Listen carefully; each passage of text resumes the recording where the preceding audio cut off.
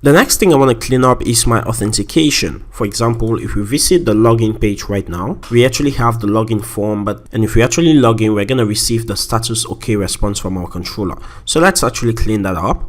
So in my login.blade.php, I'm going to pull out everything, and I'm simply going to copy everything in the register.blade.php, paste it right there, and then I'm going to edit this form such that it fits for login. So right here, rather than saying already have an account, we're going to say no account yet, and we're going to say register. Then a register button, it's going to say login, and then move on to the top. We don't need an agree to all.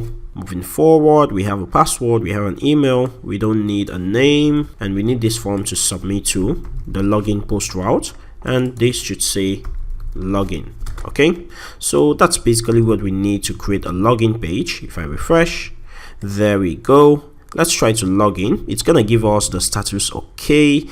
So in our login controller, in our authenticated method, this is the method that is in charge of responding to the user once he successfully logs in. Okay, so rather than sending a response to status, we are going to check if the request is an Ajax.